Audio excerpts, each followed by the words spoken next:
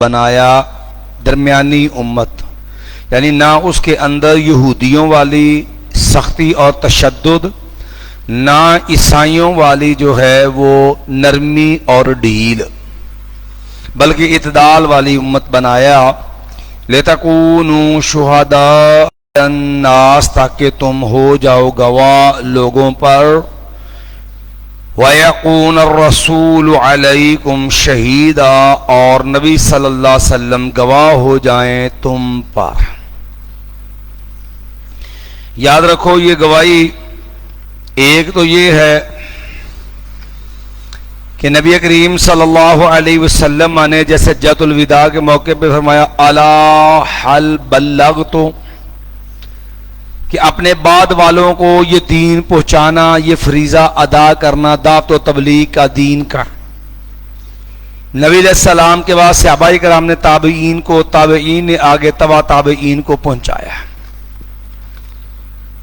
ایک دوسری گواہی یہ ہے کہ نبی کریم صلی اللہ علیہ وسلم کا جو ہیں وہ سابقہ انبیاء بھی برحق، اور انہوں نے جو دین ان پہ ملا انہوں نے پہنچایا، یہ بھی برحق۔ جیسے کہ نبی علیہ السلام نے فرمایا قیامت والے دن اللہ رب العالمین جب انبیاء علیہ السلام سے پوچھے گا تو کیا تم نے دین پہنچا دیا، تو وہ کہیں گے یا اللہ بالکل ہم نے تیرا دین پہنچا دیا۔ ان کی امتوں سے پوچھا جائے گا تو وہ انکار کر دیں گے، کہیں گے یا اللہ ہمیں تو کسی کو پہنچایا ہی نہیں۔ تو جب نبیوں سے کہا جائے گا تمہارا گواہ، تو وہ کہیں گے ہمارے گواہ ہیں نبی محمد صلی اللہ علیہ وسلم اور نبی محمد صلی اللہ علیہ وسلم کی امت۔ تو قرآن مجید کی بنیاد پر پھر ہم جو ہے امت مسلمہ جو ہے نبیوں کے حق ہونے کی گواہی دے گی۔ اسی سے ہم نے ایک بات کا دن کی تھی کہ ہمارے ہاں بریلوی حضرات جو ہیں یہ عقیدہ رکھتے ہیں کہ رسول اللہ صلی اللہ علیہ وسلم ہے، اور سادہ لوگ عوام کو دھوکہ دیتے ہیں قرآن مجید کے اس آدھے ٹکڑے سے وَيَكُونَ الرَّسُولُ عَلَيْكُمْ شَهِيدًا، اور نبی علیہ السلام تم پر کیا ہوں گے؟ گواہ۔ تو کہتے دیکھیں نبی علیہ السلام گواہ ہوں گے، گواہی تب ہی ممکن ہے نا جب وہاں موجود ہیں، تو جب موجود ہی نہیں تو گواہی کیسے ہوگی؟ اسی طرح پھر جو ہے حالانکہ اس سے پیچھے امت کے لیے بھی یہی لفظ ہے لِتَكُونُوا شُهَدَاءَ عَلَى النَّاسِ، کہ امت محمدیہ نے بھی پہلی امتوں پہ گواہی دینی ہے، لیکن پہلی امتوں کو دیکھا نہیں ہے، قوم نوح کو، قوم عاد کو، قوم سمود کو، لیکن قرآن و سنت کی بنیاد پہ جو قرآن کے ذریعے ہمیں اس کی کہانیت معلوم ہوئی اس کی بنیاد پہ ہم گواہی دیں گے۔ اسی طرح یہ اس قسم کے دیگر لفظ اِنَّا أَرْسَلْنَاكَ شَاهِدًا وَمُبَشِّرًا وَنَذِيرًا، یہ شاہد کے لفظ سے بھی استدلال کرتے ہیں کہ شاہد کا معنی ہوتا ہے گواہ، کہ گواہی وہی دیتا ہے جو موجود ہو۔ اس گواہی پر ہم نے باتیں کچھ آپ کو ذکر بیان کی تھی۔ حالانکہ یاد رکھیے یہ شاہد کا لفظ جو ہے یہ موقع پہ موجود پہ بولا جاتا ہے، اور جہاں بھی وہ دیکھا ہو مختہ یقینی خبر ہو جس پہ جو ہے جو آدمی کو مجھ سے ذرائع سے آئے تو اس پہ بھی آدمی گواہی دے سکتا ہے۔ اس کو ایک مثال سے دے لے کہ نبی علیہ الصلوۃ والسلام جو ہے وہ حاضر ناظر نہیں، لفظ شاہد کا ہے۔ صحیح مسلم کے اندر حدیث ہے سیدہ ماریہ قبطیہ رضی اللہ تعالی عنہ کے والے سے، یہ ازواج مطہرہ کے مناقب میں جا کر روایت آئے گی۔ ماریہ رضی اللہ تعالی عنہ جو تھی نا وہ مصری تھی، اور ان کو مصری رواج کے مطابق ایک غلام جو تھا وہ خدمت کے لیے ملا تھا، اس کا نام تھا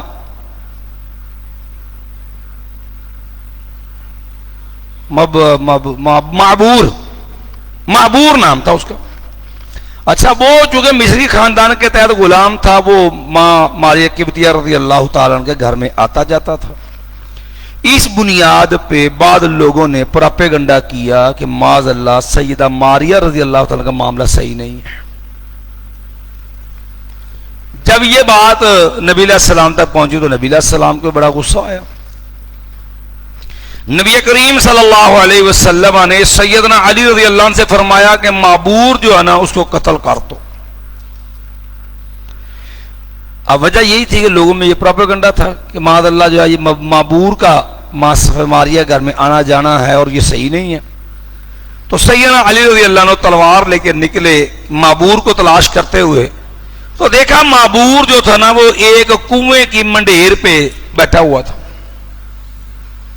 پہلے تو بیٹھا جب سیدنا علی رضی اللہ عنہ اس کو آتا دیکھا نا بھی ہاتھ میں تلوار ہے تو معبور گھبرا گیا, خیر نہیں لگتی. وہ لگا دوڑنے. سیدنا علی رضی اللہ عنہ نے بھاگ کے پکڑا, پوچھا. جب سیدنا علی رضی اللہ عنہ اس کو پکڑ کے پکڑا تو اس کی چادر کھل گئی, وہ ننگا ہو گیا. جب وہ ننگا ہو گیا تو دیکھا کہ معبور جو ہے وہ تو مردانہ صلاحیت سے ہی محروم ہے. اب قتل تو اس لیے کرنا تھا کہ یہ الزام تھا, لوگوں نے پروپیگنڈا کر رکھا تھا کہ معاذ اللہ ماریا رضی اللہ کا اس کا آنا جانا ہے اور یہ بندہ صحیح نہیں ہے اور ماریا رضی اللہ تعالیٰ کے معاملے میں اچھا نہیں ہے معاملہ, ان پہ الزام تھا, لگا دیا. تو جب سیدنا علی رضی اللہ نے دیکھا کہ لم یخلق اللہ مال الرجال, کہ یہ بیچارہ تو مردانہ صلاحیت سے ہی محروم ہے, اب سیدنا علی رضی اللہ نے تلوار روک لی. نبی علیہ السلام کو جا کے عرض کیا یا رسول اللہ صلی اللہ علیہ وسلم وہ تو بیچارہ ویسے ہی جو ہے وہ مخنث ہے, اس کو تو پاس وہ تو مرد ہے ہی نہیں. لم یخلق اللہ مال الرجال, اللہ نے اس کے لیے وہ چیز پیدا ہی نہیں کی جو اللہ نے مردوں کو عطا کی ہوتی ہے, میں نے اسے قتل نہیں کیا. تو نبی علیہ السلام نے فرمایا علی رضی اللہ عنہ الشاہد یرا ما لا یرا الغائب, انا ارسلنا کا شاہدن بھی ہے نا, تو شاہد حاضر بناتے ہیں نا. اب نبی علیہ السلام تو مدینے میں تھے, گھر میں تھے, اور علی رضی اللہ عنہ وہاں پاس موجود تھے. تو نبی علیہ الصلوۃ والسلام کو یہ فضیلت تو حاصل تھی نا کہ انا ارسلنا کا شاہدا مبشرا ونذیرا. تو سیدنا علی نے کہا یا رسول اللہ اس کے بعد وہ چیز ہی نہیں ہے. تو نبی علیہ السلام میں الشاہد یرا ما لا یرا الغائب, جو موجود ہے نا جو کچھ وہ دیکھتا ہے ظاہر غائب نے تو وہ نہیں دیکھا ہوتا. بھئی تم وہاں موقع پہ موجود تھے, تم نے دیکھ لیا, اچھا کیا, تم نے قتل نہیں کیا, میں تو مدینے میں تھا. اب عیب تو موجود ہے لیکن نبی علیہ السلام کو نہیں پتا کہ جو معبور ہے یہ بیچارہ کامل مرد ہے یا ناقص مرد ہے. اب غائب سے کون تھے؟ نبی وہاں موجود نہیں تھے, علی رضی موجود تھے. اب جب یہ معاملہ کہتا ہے کہ اب بتلائیے, آپ نے تو کہا تھا نبی علیہ السلام حاضر ناظر ہیں, تو نبی علیہ السلام نے علی رضی اللہ نے تو آپ نے بھیجا تھا جاؤ قتل کر دو. پھر آپ کا دعویٰ علم غیب کا بھی ہے, تو نبی علیہ السلام علی نے قتل کیوں نہیں کیا؟ پھر سیدنا علی نے معبور کو قتل کیوں نہیں کیا؟ پھر وہاں یہ باطل تعویل کرتے ہیں, کہتے ہیں جی اصل وجہ قتل کرنے کی یہ نہیں تھی, قتل کے لیے اس نے نہیں بھیجا تھا کہ اس پر جو تہمت تھی کہ وہ برا ہے, وہ بھیجا تو اس لیے قتل کروانا تھا کہ وہ منافق ہے. او بھائی اگر منافق تھا وہ چادر کھلنے سے نفاق تھوڑا ننگا ہو گیا تھا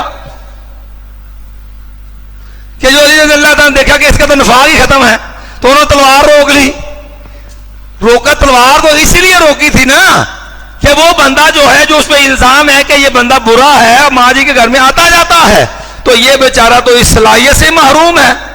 اگر مسئلہ نفاق ہوتا, وجہ نفاق ہوتی قتل کے حکم کی, تو بھئی وہ مخنث ہوتا یا کامل مرد ہوتا, اور نفاق والا جرم تو اس میں موجود تھا. جیسے کہ بعض لوگوں کا دعویٰ ہے, ان کے دعوے کے بعد نفاق کے ختم ہونے کی چیز پھر کوئی نہ ہوئی ان کے پاس, پھر تو قتل ہونا چاہیے تھا. تو اس لیے یہ ایسے فرسودہ انہوں نے قیدے بنائے ہیں کہ نبی علیہ الصلوۃ والسلام حاضر ناظر ہیں, حالانکہ خود بھی جو ہے پہلے یہ تطویلیں کریں گے, وہ جو ہے کہیں پر یہ آیات لے کے آئیں گے وَفِيكُمْ رَسُولُهُ, تم اللہ کے رسول ہیں. کبھی کلمے کا معنی کرائیں گے کسی جگہ, حاجی کلمے کا ترجمہ ہوتا ہے لا الہ الا اللہ محمد الرسول اللہ. سادہ لو عوام میں بھی ایک شرلی چھوڑی ہوتی ہے, حاجی تانوں کلمے ترجمہ کرو, کلمے ترجمہ کرا لو جی, محمد صلی اللہ کے رسول ہے, کہتا ہے حاضر ہے نا. پھر وہ بھائی محمد صلی اللہ کے رسول ہے, یہ ہے سے حاضر کہاں سے نکل آیا بھائی؟ اب علامہ اقبال شاعر مشرق ہیں, زندہ ہے, موجود ہے یہ. علامہ ایک قائد اعظم بانی پاکستان ہے کہ ہو رہے کوئی بانی پاکستان ہے ادھر موجود؟ ادھر موجود ہے؟ یہ صرف سادہ لوگ عوام کو بیچارے نا ایک جو ہے وہ لالی پاپ دیا ہوتا اپنے باطل عقیدے کے سہارے کے لیے جو ہے، لیکن وہ بتلا باطل تو باطل ہی ہوتا ہے. حالانکہ بندہ پوچھے بھی آپ حاضر ناظر نبی علیہ السلام کو مانتے کس اعتبار سے؟ اور دو صورتیں ہوتی، یا جسم یا روح. تو نبی دنیا کے اندر تو انسان کا جسم روح الگ نہیں ہوتا. اگر نبی علیہ السلام حاضر نہ ہوتے تو صورت مکی مدنی نہ ہوتی. نبی علیہ حاضر ناظر ہوتے تو سفر معراج کا تصور ہی ختم ہو جاتا. نبی علیہ حاضر نہ تو ہجرت کا تصور اسلام سے ختم ہو. ہر جگہ جو موجود تھے تو پھر ایک یا دوسرے جگہ جانا کس نے تھا؟ اور زمین سے آسمان پہ جانا کس نے تھا؟ پھر قرآن مکے میں تھے تو مکی اگر مدینے میں پہنچے تو مدنی. یہ تقسیم کیوں ہے؟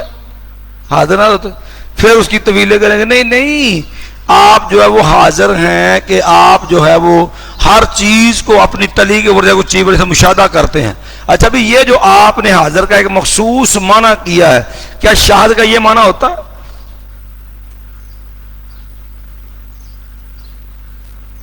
تو اس لیے جو ہے یہ باطل طویلیں کریں گے. پھر اس کا ایک اور سان جب خود آئیں گے اپنی بات پہلے پورے جمعے میں ٹیل لگا کے بیان کریں گے نبی حاضر ناظر نے، نبی حاضر ناظر نے. اچھا بھئی یہ بتلا جب نبی علیہ السلام جو حاضر ناظر ہیں وہ یارو اور ظالموں پھر مسلح پہ کیوں کھڑے ہوتے ہو؟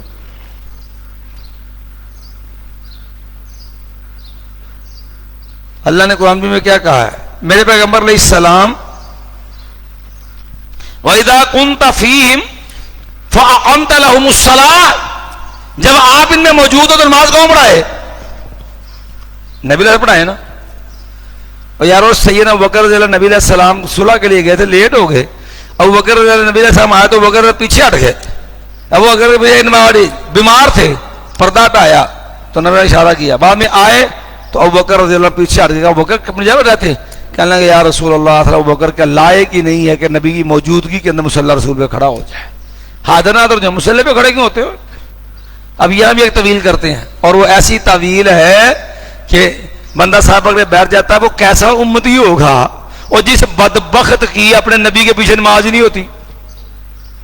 کیسا امتی ہوگا جو یہ کہے کہ میری اپنے نبی کے پیچھے نماز، یہ امتی کرانے کا اقدار ہوگا؟ انہوں نے لکھا ہے کہ جب اعتراض ہوا کہ حاضر ناظر مانتے ہیں تو پھر اللہ کے نبی موجود ہے تو پھر نماز خود کیوں پڑھاتے ہو؟ پھر نبی کو پڑھنا چاہیے نا. کہنے لگے اصل میں بات یہ ہے کہ نبی صلی اللہ علیہ وسلم جو ہیں اس دنیا سے رخصت ہو گئے ہیں، حاضر ناظر ہیں، لیکن اصل وجہ یہ ہے کہ نبی علیہ السلام پہ اب نماز نفل ہے، اب فرض نہیں. اچھا ہمارے اوپر نماز کیا ہے؟ فرض ہے. تو کہتے ہیں فرض والے کے پیچھے نفل پڑھا، نفل والے کے پیچھے فرض والے کی نماز نہیں ہوتی. رسول اللہ پہ نماز کیا ہے؟ نفل. اور کہتے ہیں ہم پہ نماز کیا ہے؟ فرض. اور نفل پڑھنے والے کے پیچھے فرض والے کی نماز نہیں ہوتی. تو لہذا نتیجہ کیا نکلا کہ ان ظالموں کی بدبختوں کی اپنے نبی کے پیچھے نماز نہیں ہوتی. حالانکہ اسلام میں تو ہو جاتی ہے نا. اور معاذ بن جبل رضی اللہ تعالی کی نماز نفلی ہے، قوم ساری پیچھے فرضی پڑتی ہے. شریعت میں تو متنفل کے پیچھے مفتر کی نماز ہو جاتی ہے، لیکن ادھر پہلے ذہن بنایا، اپنا خود سادہ نظریہ بنایا، پھر بعد میں سوچنے لگے کہ ہوں نبی علیہ السلام کے پیچھے بھی پھر نبی علیہ السلام کی نماز نفل ہماری فرض، تو لہذا متنفل کے پیچھے مفتر کی نماز نہیں ہوتی. تو نتیجہ واضح ہے کہ نبی کے پیچھے بھی ان کی نماز ڈوب کے مر جانا چاہیے ایسے بدبخت امتی کو جس کو نبی کے پیچھے نماز کیا کا موقع سعادت ملے اور وہ کہے میری نبی کے پیچھے ہوتی ہی، تو پھر ابلیس پیچھے پڑھ لیا کرو، پھر شاید پھر اتھے ہو جاندی ہوئے نہ دی. بدبخت کسی تھا کہ نہ ہوں تو ظالم. چلیے جی،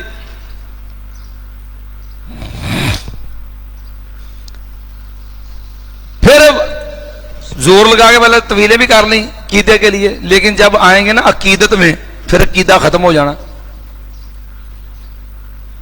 سارا جمعہ پڑھایا نبی حاضر ناظر نے، تو جدو بعد اندر سلام پڑھن لگے تو سارا کہن لگ پے کہ بھائی جو سنیا جے نا اب بالکل جھوٹ ہے، گپ ہے، فراڈ ہے، بالکل اسی گمراہ، کچھ نہیں چکر دا۔ بندہ کہے گا یہ کہندے تے کوئی نہیں ویسے۔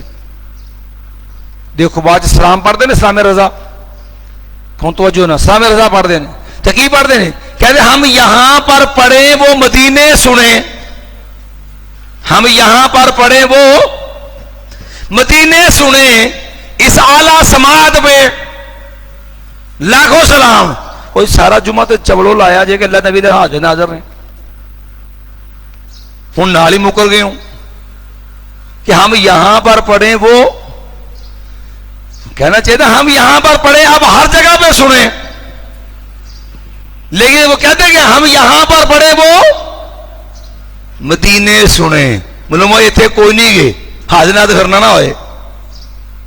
سنا ہے کہ آپ ہر عاشق کے گھر میں تشریف، یہ بیچارہ ترسن ڈے گھر آئے نہیں، پر عقیدہ پھر بنائی بیٹھا کہ نبی علیہ السلام کی نے حاضر ناظر رہے، نہ دکھا ہوں کہ یہ ہدیہ عقیدت تو وہی پڑھتا ہے، کہندا آکھیں سونے نو ہوائے نہیں جے تیرا گزر ہوئے۔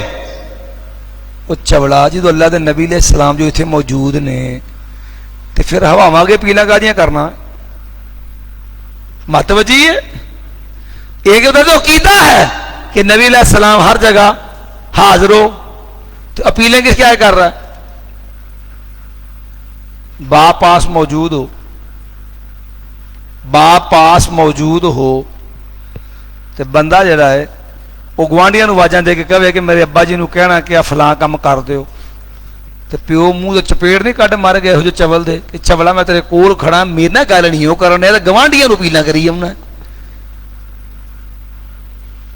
بہرحال تو چونکہ وہ جھوٹ جھوٹ ہی ہوتا ہے، باطل باطل ہی ہوتا ہے، تو چونکہ عقیدے گمراہ بنا لیے ہیں، اب قرآن سن کے منافی ہیں، پھر وہ ہتھا نہ بنایا سی، پیرا نہ ٹھایا سی، وہ پہلے جو بناتے جاتے ہیں، پھر وہ طویلیں جب طویلیں میں نہیں بنتی پھر طویلیں، نتیجہ تن جب بیچارہ اسی کو جو ہے چکر کے اندر زندگی برباد ہو جاتی ہے۔ تو فرمایا وما جعلنا القبلة التي كنت عليها الا لنعلم من يتبع الرسول ممن ينقلب على عقبيه۔ اور اب جو تحویل قبلہ کی حکمت بیان ہوئی ہے، وما جعلنا القبلة التي كنت عليها، اور نہیں ہم نے بنایا وہ قبلہ، التي وہ قبلہ كنت عليها جس پہ آپ ہیں، الا مگر لنعلم تاکہ ہم جان لیں۔ یہ ہم نے پہلے بھی بتایا تھا، یہ قرآن مجید میں عالم یعلمنا اظہار بھی ہے، اللہ کو تو پہلے بھی علم ہے، یہ نہیں کہ اللہ کو پہلے علم نہیں ہے۔ یہ شیعہ حضرات کا ایک عقیدہ ہے بدا یبدو کا ظاہر ہونا، یہ اللہ کے علم ازلی کے بھی منکر کہتے ہیں اللہ کو پہلے سے علم نہیں ہوتا۔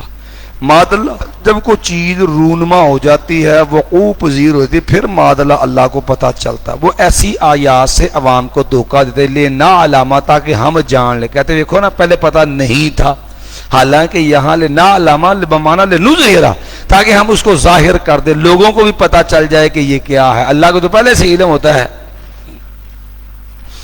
الا لنعلم تاکہ ہم جان لیں من یتبع الرسول کون ہے جو پیروی کرنے والا ہے رسول صلی اللہ علیہ وسلم کی، ممن ان لوگوں سے ینقلب علی عقبیہ جو پلٹ جاتا ہے اپنے ایڑیوں پر، وَإِن كَانَتْ لَكَبِيرَةً اور اگر یقیناً یہ چیز بہت بڑی ہے، إِلَّا عَلَى الَّذِينَ هَدَى اللَّهُ مگر ان لوگوں پر جو ہے جن کو اللہ نے ہدایت دے دی۔ ٹھیک ہے جی، یہ تحویل قبلہ، پھر اللہ کے حکم کے مطابق اس پہ آنا اور قائم رہنا، لوگوں کی باتوں کے باوجود بھی جو ہے اس بات سے کوئی جو ہے سر منہ انحراف نہ کرنا۔ وَمَا كَانَ اللَّهُ جو ہے وَمَا كَانَ اللَّهُ لِيُضِيعَ إِيمَانَكُمْ اور نہیں اللہ کہ وہ ضائع کر دے تمہارے ایمانوں کو۔ اب صحابہ کرام کے دین میں ایک سوال پیدا ہوا، اب دیکھیں نا، بعض لوگوں نے بھی کہا جی پھر جو پہلے فوت ہو گئے ہیں اب تم نے قبلہ بدل لیا، 16 مہینے 17 مہینے تو بیت المقدس طرف منہ کر کے نماز پڑھتے رہے، اب بیت اللہ کو قبلہ بنا لیا، تو پھر وہ جو پہلے فوت ہو گئے ہیں، جو پہلے شہید ہو گئے ہیں، جو دنیا سے چلے گئے، وہ تو نمازیں ادھر ہی پڑھتے رہے ہیں، بیت اللہ بیت المقدس میں گئے، پھر ان کی کا مطلب کیا ہوا؟ پھر ان کی نمازیں ضائع ہو گئی۔ تو اللہ تعالیٰ نے یہاں یہ آیات بھی نازل کر کے واضح کر دیا، وَمَا كَانَ اللَّهُ لِيُضِيعَ إِيمَانَكُمْ، نہیں ہے کہ اللہ تمہارے ایمانوں کو ضائع کر دے۔ اب بات کس کی ہے؟ نماز کی۔ تو نماز کو قرآن نے کیا کہا ہے؟ ایمان۔ معلوم ہوا کہ عمل ایمان کا جز ہے۔ وَمَا كَانَ اللَّهُ لِيُضِيعَ إِيمَانَكُمْ، بات تھی نمازوں کی کہ ان کی پھر نمازیں کدھر گئیں؟ تو اللہ نے فرمایا ما کان اللہ لیضیع ایمانکم۔ تو وہ مرجیہ جو کہتے ہیں صرف اقرار کا نام ایمان ہے، یا اقرار اور یقین کا نام ایمان ہے، عمل ایمان میں شامل نہیں، تو یہ آیت بھی ان کی نفی کرتی ہے کہ اللہ نے ایمان، نماز عمل ہے، اس کو بھی ایمان کا جز قرار دیا ہے، جو اس بات کی دلیل ہے کہ ایمان ذو اجزاء، بلکہ یہ تو ایسا جز ہے نماز اور زکوٰۃ، اور اس کے بغیر تو ایمان ہوتا ہی نہیں ہے، بندہ دار اسلام سے خارج ہوتا ہے۔ اسی لیے اللہ نے فرمایا فَإِن تَابُوا، اگر یہ لوگ کفر سے، شرک سے توبہ کر لیں، وَأَقَامُوا الصَّلَاةَ، نماز پڑھیں، وَآتَوُا الزَّکَاةَ، اور زکوٰۃ دیں، فَإِخْوَانُكُمْ فِي الدِّينِ، پھر یہ تمہارے دینی بھائی ہوں گے، مَا فَخَلُّوا سَبِيلَهُمْ، دوسرے مقام ان کا رستہ چھوڑ دو۔ تو یہ آیت دلیل ہے کہ ایمان، نماز ایمان کا جز ہے۔ ان اللہ بالناس لرؤوف الرحیم، بے شک اللہ تعالیٰ لوگوں کے ساتھ بہت زیادہ شفقت کرنے والا، بہت زیادہ رحم کرنے والا ہے۔ قد نرى تقلب وجهك في السماء، یقیناً ہم دیکھ رہے ہیں تقلب وجهك، آپ کے چہرے کا پلٹنا، الى فی السماء، الى السماء، یہاں فی بمانا الہ ہے، اور یہ قرآن مجید میں کئی جگہ استعمال ہوا ہے لفظ فی بمانا الہ، یہ اس لیے ہم نے بیان کیا، یہاں بھی کئی لوگ غلطی کر جاتے ہیں۔ قد نرى تقلب وجهك في السماء، دیکھ رہے ہیں کا چہرہ آسمان کی طرف پھرنا، فی کا معنی میں ہوتا ہے، الہ کا معنی طرف ہوتا ہے، یہ فی بمانا الہ ہے، ہم دیکھ رہے ہیں آپ کے چہرے کا پلٹنا آسمان کی طرف، جیسے ہے نا دوسرے مقام پہ اللہ جو ہے سورت ملک میں ہے کہ جو ہے اَأَمِنْتُم مَّن فِي السَّمَاءِ أَن يَخْسِفَ بِكُمُ الْأَرْضَ، کیا تم بے خوف ہوگے اس ذات سے جو آسمانوں میں ہے، حالانکہ آسمانوں میں نہیں، اِلَى السَّمَاءِ، آسمانوں کے اوپر ہے، سمجھے؟ تو یہ جو ہے کیونکہ اس میں واضح ہے نا کہ اللہ تعالیٰ ساتوں آسمانوں سے اوپر، اللہ کا اوپر جنت ہے، اس کے اوپر اللہ کا عرش ہے۔ چلیے جی، قد نرى تقلب وجهك في السماء فلنولينك قبلة ترضاها، ضرور ہم پھیر دیں گے آپ کو اس قبلے کی طرف، ترضاها، آپ پسند کرتے ہیں اس کو، آپ کی خواہش تھی نا۔ اصل میں ہوا یہ کہ مدینے میں جا کر کے قبلہ جو بالکل مخالف سمت میں آ گیا تھا نا، کہ بیت اللہ جو بیت المقدس جو تھا وہ جہت شمال میں تھا، بیت اللہ جو تھا جہت جنوب کے اندر آ گیا، تو اب جو ہے یک وقت دونوں کی تو جو ہے وہ متوجہ ہونا ممکن نہیں رہ گیا تھا۔ آپ کی خواہش تھی کہ میرا قبلہ وہی بنا دیا جائے جو میرے بابا ابراہیم علیہ السلام کا قبلہ ہے، آپ اس کے لیے بار بار اللہ کے حکم کے منتظر تھے، تو اللہ نے اسی شوق کو تو جو ہے یہاں پر ذکر کیا، قد نرى تقلب وجهك في السماء، ہم دیکھ رہے ہیں آسمان کی طرف کے چہرے کا پھرنا، فلنولینک، ضرور ہم پھیر دیں گے آپ کو، قبلۃ، اس قبلے کی طرف، ترضاها، جس کو آپ پسند کرتے ہیں، فولی وجہک شطر المسجد الحرام، فولی، پس تو پھیر لے، وجہک، اپنا چہرہ، شطر المسجد الحرام، مسجد حرام کی طرف، تو یہ جو ہے جہت قبلہ کی طرف جو ہے منہ کرنا فرض ہے۔ وَحَيْثُ مَا كُنْتُمْ، پہلے تو نبی نے حکم دیا نا، تو جب نبی علیہ السلام کو حکم دیا تو امتیوں کو وہی ہے کہ نبی علیہ السلام کی پیروی اتباع کا، لیکن امتیوں کو الگ حکم دے دیا فَحَيْثُ مَا كُنْتُمْ، اور جہاں بھی تم ہو، فَوَلُّوا، تم پھیر لو، وجوہکم، اپنے چہرے کو، شطرہ، اس کی جانب، اور بیت اللہ کے اندر ہو تو قبلہ خانہ کعبہ کی طرف جو ہے وہ منہ فرض ہے، اور اگر جو ہے کہیں اور جگہ کہیں کہیں بھی ہو تو جہتے قبلہ کی طرف منہ جو ہے وہ فرض ہے۔ یہ آپ دیکھیں گے قرآن مجید میں اللہ نے بڑی تاکید کے ساتھ حکم بیان کیا، یہ جو ہے بیت اللہ کی طرف منہ جو ہے اس کو جو ہے وہ 3 بار رب نے دہرایا کہ اس طرف منہ پھیر لو، 3 بار یہ بات دہرائی ہے جہاں بھی ہو اس کی طرف منہ جو ہے وہ پھیر لو۔ وَإِنَّ الَّذِينَ أُوتُوا الْكِتَابَ، اور بے شک وہ لوگ جنہیں کتاب دی گئی ہے، لَيَعْلَمُونَ، یقیناً وہ جانتے، أَنَّهُ الْحَقُّ، وہی جو ہے وہ یہی وہی حق ہے، یعنی یہ بیت اللہ کی طرف منہ کرنا آپ کا، اس کا قبلہ ہونا ہی برحق ہے، کیونکہ ان کی کتابوں میں رسول اللہ صلی اللہ علیہ وسلم کے اوصاف میں یہ بات واضح تھی کہ جو آخری نبی آئے گا اس کا قبلہ بیت اللہ ہوگا، اس لیے وہ جانتے ہیں لَيَعْلَمُونَ، وہ یہ جانتے أَنَّهُ الْحَقُّ، بے شک وہی حق ہے، مِن رَبِّهِمْ، یہی حق ہے ان کے رب کی طرف سے، مِن رَبِّهِمْ، ان کے رب کی طرف سے، وَمَا اللَّهُ بِغَافِلٍ عَمَّا تَعْمَلُونَ، اور ہرگز نہیں اللہ تعالیٰ بے خبر اس چیز ہے جو وہ عمل کرتے ہیں۔ مَا وَلَئِنْ أَتَيْتَ الَّذِينَ أُوتُوا الْكِتَابَ بِكُلِّ آیَةٍ، باقی اب نبی علیہ السلام کو تسلی دے کر کے ایمان والوں کو بھی اس بات کے اوپر جو ہے وہ تشفی کروائی گئی کہ اگر آپ کے قبلے کو یہودی نہیں مانتے، اگر آپ کے بیت اللہ کی طرف منہ کرنے کو عیسائی نہیں مانتے تو آپ کو کہیں پریشانی ہے بھی، کوئی بات نہیں۔ مَا وَلَئِنْ أَتَيْتَ الَّذِينَ أُوتُوا الْكِتَابَ، اگر آپ لائیں ان لوگوں کے پاس جنہیں کتاب دی گئی ہے، بِكُلِّ آیَةٍ، ہر قسم کے جب کوئی نشانی، بِكُلِّ آیَةٍ، ہر قسم کا موجہ نشانی، جیسے مرضی آپ جو ہیں ہر کے عادت چیزیں ان کو لا کے دکھا دیں، ان کو موجزات دے دیں، اللہ کی طرف سے نشانیاں لا کے دے دیں، میں لیکن ضد، تعصب، اناد، بغض اس کا علاج کو نہیں ہے۔ ما تبعوا قبلتک، نہیں وہ پیروی کریں گے آپ کے قبلہ کی، کیوں؟ اصل میں ان کو عداوت ہے کہ یہ نبی جو ہے وہ دوسرے ان سے کیوں آ گیا، ہمارے خاندان نسل سے نبی کیوں نہیں آیا۔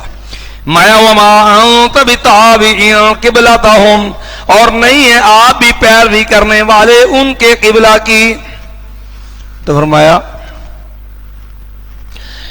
وَمَا بَعْضُهُمْ بِتَابِعٍ قِبْلَةَ بَعْضٍ، میں کوئی بات نہیں، یہ اگر آپ کے قبلے کو نہیں مانتے تو پھر کیا ہوا، اور یہ تو آپس میں بھی ایک دوسرے قبلے کو نہیں مانتے، یہ آپس میں دوسرے قبلے کو نہیں مانتے۔ اب دیکھو نا، ایک ہے مسجد اقصی، ایک ہے قبۃ الصخرا، ہمارے ہاں لوگ نا وہ سنہری جو گنبد اس کو مسجد اقصی سمجھتے ہیں، حالانکہ وہ مسجد اقصی نہیں ہے، وہ قبۃ صخرا ہے، مسجد اقصی کے مینار اس کے علاوہ ہے، اور یہ جو قبۃ صخرا ہے اس کو یہودی قبلہ قرار دیتے ہیں اپنا، یہودی اس کی طرف منہ کر کے جو ہے وہ اپنی بات کرتے ہیں، اور عیسائی جو ہے وہ بیت المقدس کی مشرقی جانب جو ہے اس کو جو ہے وہ قبلہ قرار دیتے ہیں۔ یعنی یہ آپس کے اندر آپ کے دو، آپ کی مخالفت میں تو اکٹھے ہیں کہ جی آپ کا قبلہ بیت اللہ کیوں بن گیا، لہذا ہم تو نہیں مانتے اس کو، او بھائی تم آپس میں کون سا دوسرے کو مانتے ہو جو ہمیں نہیں مانتے۔ میں آپس میں بھی ان کے قبلے کیا ہیں، جدا جدا ہے۔ یہودیوں قبۃ صخرا وہ 8 کونوں والا سنہری گنبد جو ہے نا، یہ قبۃ الصخرا ہے، اور بیت المقدس کی مشرقی جانب جو ہے یہ عیسائیوں کا قبلہ ہے۔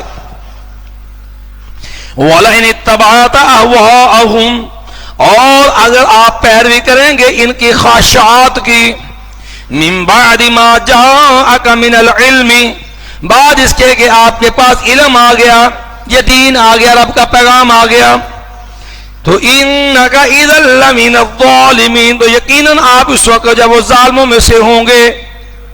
نبی علیہ السلام کو مخاطب امت کو تعلیم ہے کہ شریعت کا فیصلہ آ جائے، اس کے مد مقابل اپنی خواہشات، اپنی آرزو چاہت پہ شریعت کا فیصلہ چھوڑ دینا، لوگوں کو راضی کرنے کے لیے رب کے حکم چھوڑ دینا، یہ ظالموں کا طرز عمل ہے۔ تو میں الذین آتیناہم الکتاب، وہ لوگ جن کو دی ہم نے جو ہے آتینا، ہم نے دیے ہم ان کو الکتاب، کتاب یعنی تورات، انجیل، یعرفونہ، وہ پہچانتے ہیں اس کو، یعنی کس کو؟ نبی صلی اللہ علیہ وسلم کو، کما یعرفون ابناءہم، جس طرح وہ پہچانتے اپنے بیٹوں کو۔ نبی علیہ السلام کی نشانیاں، آپ صلی اللہ علیہ وسلم کی علامات کہ آپ نے آنا کہاں پہ آنا ہے، ہجرت کدھر کرنی ہے، نبی صلی اللہ علیہ وسلم کی مور نبوت کا معاملہ، نبی علیہ السلام کے قبلے کی تبدیلی، مدینے کے علاقے کے یا نشانی کے یہ آپ کی ہجرت گاہ ہوگی۔ اس طرح جو آپ کی نشانیاں اتنی واضح تھیں کہ آپ نے یعرفونہ، اللہ نے کہا یعرفونہ کما یعرف ابناء، 50 بچے بھی کھڑے ہوں، 100 بھی کھڑا ہو، تو آدمی ایک نظر ڈالے نا تو اس کو فوراً پتہ ہے میرا بیٹا کون سا۔ اس کو جو ہے باقاعدہ ان کو کوئی چھان پھٹک کرنے کی ضرورت نہیں ہوتی۔ مایا جس طرح بچوں کے جھنڈ میں سے ایک نظر ڈالو تو آپ کو اپنا بچہ پہچاننے میں دقت نہیں، جس طرح آپ کا بچہ آپ کے لیے نمایاں اور جانا پہچانا ہوتا ہے، اسی طرح نبی علیہ السلام کی علامات اتنی واضح تھی کہ اس کے لیے کوئی لمبے چوڑے غور و فکر کی ضرورت بھی نہیں تھی۔ یعرفونہ کما یعرفون ابناءہم، وہ پہچانتے ہیں جس طرح وہ پہچانتے ہیں اس کو، جس طرح وہ پہچانتے ہیں اپنے بیٹوں کو۔ وَإِنَّ فَرِيقًا مِّنْهُمْ لَيَكْتُمُونَ الْحَقَّ، اور یقیناً ایک گروہ انہی میں سے وہ یقیناً چھپا لیتے ہیں حق کو۔ تو آپ کی نشانیاں جو اللہ نے دی اس کو چھپاتے تھے۔ وَهُمْ يَعْلَمُونَ، حالانکہ وہ جانتے ہیں، یعنی دیدہ دنستہ قصداً جانتے بوجھتے وہ آپ کی نشانیاں چھپا لیتے ہیں۔ الحق من ربک، یہی حق ہے آپ کے رب کی طرف سے کہ اللہ نے آپ کا قبلہ یہ بنایا، آپ صلی اللہ علیہ وسلم کو جو اس طرح متوجہ کیا۔ فلا تکونن من الممترین، ہرگز نہ آپ ہو جائیے شک کرنے والوں میں سے۔ یہ امترا، یمتری، امتران سے نا، اس کا مادہ مریتن ہوتا ہے نا، تو اس لیے اس کا مطلب شک کرنا۔ فلا تکونن من الممترین، ہرگز نہ آپ ہو جائیے شک کرنے والوں میں سے۔ وَلِكُلٍّ وِجْهَةٌ، ہر ایک کے لیے جو ہے وہ ایک تسمت ہے، ایک جانب ہے، ایک جہت ہے۔ هُوَ مُوَلِّيهَا، وہ پھرنے والا ہے اس کی طرف۔ فَاسْتَبِقُوا الْخَيْرَاتِ، پس تم جو ہے وہ سبقت لے جاؤ نیکیوں میں، کہ رب کا حکم آ گیا تم اس میں جو تردد میں نہ پڑو، تم فوراً اپنے قبلے کو تبدیل کر لو۔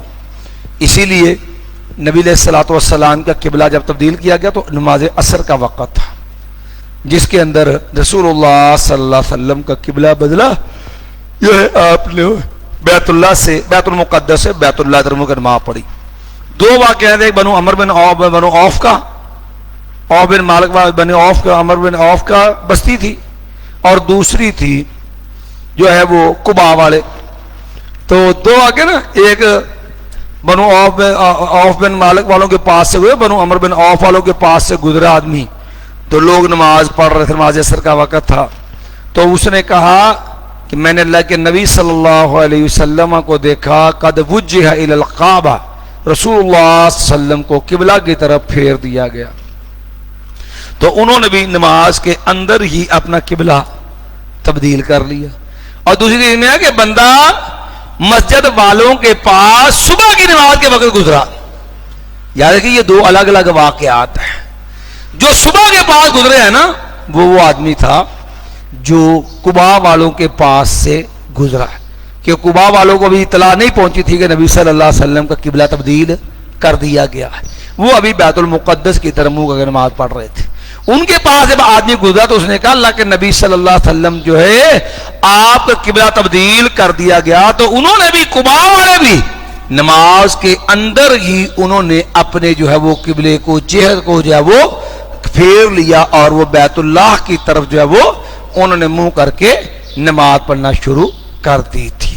یہاں ایک اور بہت بڑا ایک علمی مسئلہ حل ہو جاتا ہے. اب قباء والے پر ایک آدمی گیا ہے اور اسی کی بات پہ انہوں نے قبلہ تبدیل کر لی ہے. جو دلیل ہے صحابہ اکرام بھی خبر واحد کو حجت مانتے تھے, اور کس میں احکام کے اندر بھی عقائد میں بھی کوئی تقسیم ان کے یہاں نہیں ہے. یہ ہمارے ہاں چور رستہ لوگوں نے بنایا ہوا ہے. قرآن و احادیث کے انکار کا یہ بدترین چور رستہ ہے, یاد رکھنا.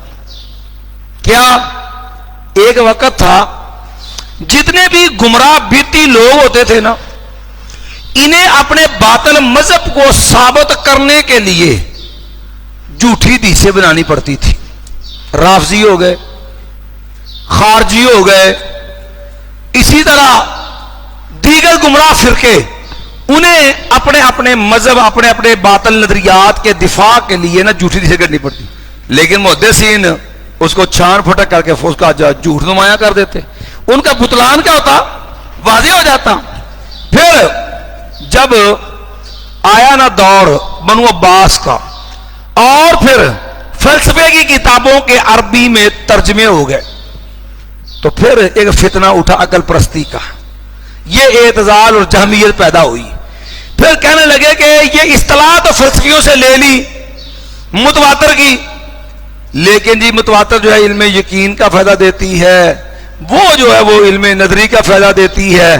یعنی خبر واحد سے مسئلہ جو ہے وہ سمجھ آتا ہے غور و فکر استدلال کے بعد, اور وہ جو ہے یقین کا فائدہ دیتی ہے. اب یہ تقسیم کر کے, لیکن یہ نہیں دیکھا کہ یہ جو فائدہ ہوتی ہے یہ حجت ملزمہ نہیں ہوتی. حجت ملزمہ کیا ہوتی ہے؟ فلسفیوں کے ہاں متواتر کا مطلب ہوتا ہے کہ ایک چیز کو بڑی جماعت بیان کر رہی ہے, آپ کو تسلی ہو گئی نا کہ یار یہ بات ٹھیک ہے, لہذا آپ پہ ماننی لازم ہے. لیکن آپ اپنے اس یقین کو کسی دوسرے پہ لاگو نہیں کر سکتے. یار ایڈی بڑی جماعت کا مجھے یقین ہے, تو کیوں نہیں مانتا؟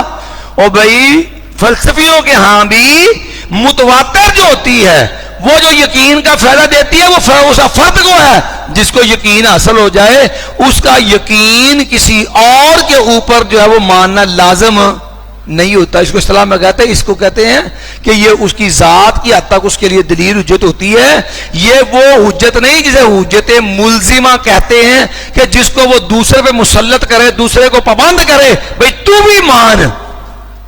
اب خبر واحد اور متواتر میں اصطلاح تو لے لی فلسفیوں کی, لیکن وہ اس میں یقین کا فائدہ اس سے حجت ملزمہ بنا دیا, بجائے اس کے کہ وہ اس طرح رہتے کہ جو جس نے سنا ہے, جو جانتا ہے, جسے تسلی ہوگی اس کو تو لازم ہے, لیکن وہ دوسرے پہ ماننے لازم نہیں ہے. اسے یہ تقسیم بھی اتنی مناسب نہیں ہے, اگرچہ محدثین نے یہ تقسیم نقل بہت سارے نے کی ہے. خطیب بغدادی رحمت اللہ علیہ سے یہ تقسیم جو ہے وہ آئی ہے اور شروع چلتی آ رہی ہے. لیکن یاد رکھیے محدثین کے منہج کے اندر یہ اصطلاحات جچی تلی ہیں, بعض ضابطہ شدہ ہیں. متواتر کی تو ترغیب ہی طے شدہ نہیں ہے. آجی ما رواہ عادت کثیر, جسے بیان کرے کون؟ جمع غفیر عد کثیر. وہ کتنی ہونی چاہیے؟ اتنی ہونی چاہیے, پتہ نہیں کتنی ہونی چاہیے. پڑھی نا علماء کرام اصول حدیث, کتنی ہونی چاہیے جی؟ کسی نے کہا جی 4, زنا چونک گواہیاں نے ثابت ہو جاتا. کسی نے کہا نہیں جی 5, یہ 5 ہی دلیل, چونکہ لیان کے اندر قسمیں 5. اچھا جی نہیں جی, کسی نے کہا نہیں جی تعداد متواتر کی ہوگی 10. اچھا جی 10 کی دلیل, کیونکہ اللہ تعالیٰ نے 10 کو عدد کامل قرار دیا. تل کا عشرۃ کاملہ, چونکہ 10 کو اللہ نے عدد کامل قرار دیا, لہذا متواتر کے لیے 10 افراد ہونا جو ہے وہ ضروری ہے, کم از کم 10 فرد ہو. میں نے کہا نہیں 10 نہیں, کم از کم 12 ہونے چاہیے.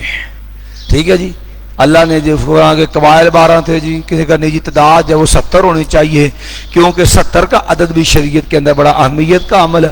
وہ ہر ایک نے اپنے اپنے حساب سے لکھی, لیکن دلیل کوئی نہیں. حالانکہ محدثین کی اصطلاح جو سے ہیں ان کو دیکھیے کہ حدیث سے صحیح کیا ہوتی ہے کہ حدیث صحیح کی تعریف ہوتی ما رواہ عدل تام الضبط متصل السند غیر معلل ولا شاذ، ہر ایک جزی جو ہے وہ باقاعدہ طے شدہ ہے اور اس کی پوری ایک باقاعدہ تعریف ہے جو سمجھ میں آنے والی ہے، اس کا عملی وجود ہے۔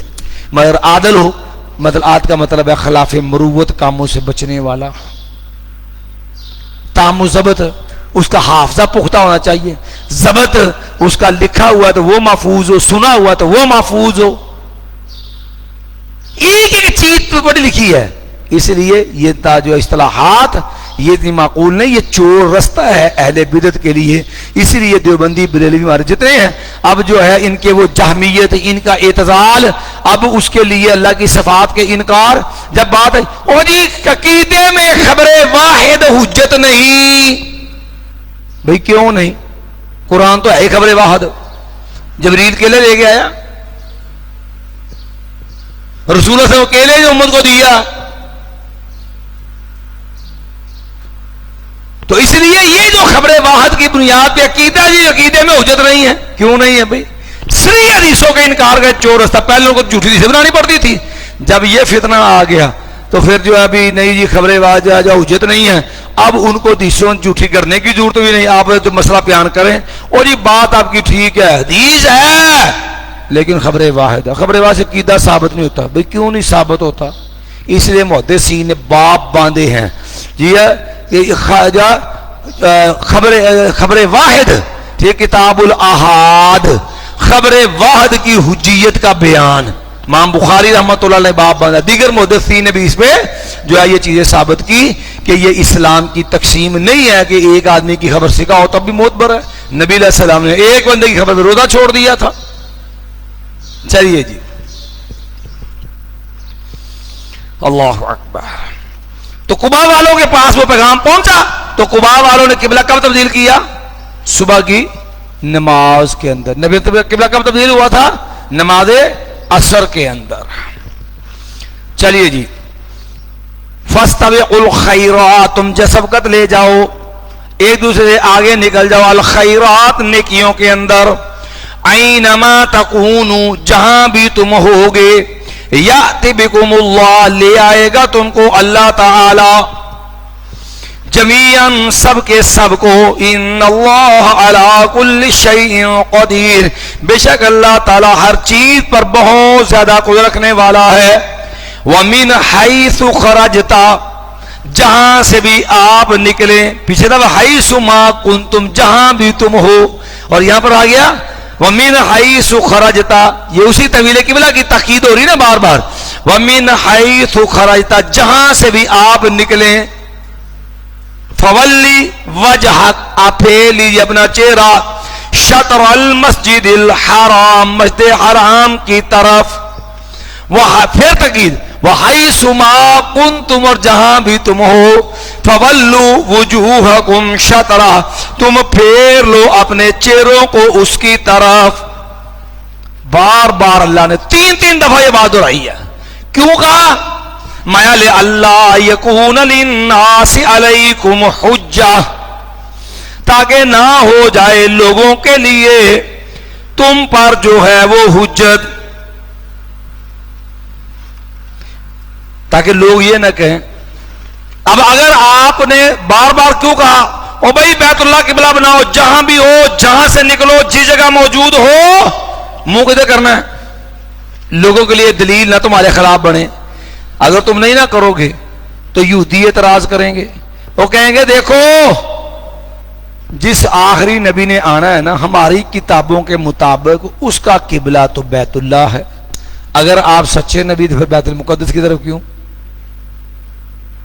اور اگر آپ بیت اللہ کی طرف منہ نہیں پھیریں گے تو مشرکین مکہ کا بھی اعتراض ہو جائے گا، اور وہ کہیں گے ابراہیم علیہ السلام کا قبلہ تو تھا بیت اللہ، تم دعوے دار تو ابراہیمی ہونے کے، لیکن ابراہیم علیہ قبلہ نہیں تم مانتے کہ اسے منہ نہیں کرتے۔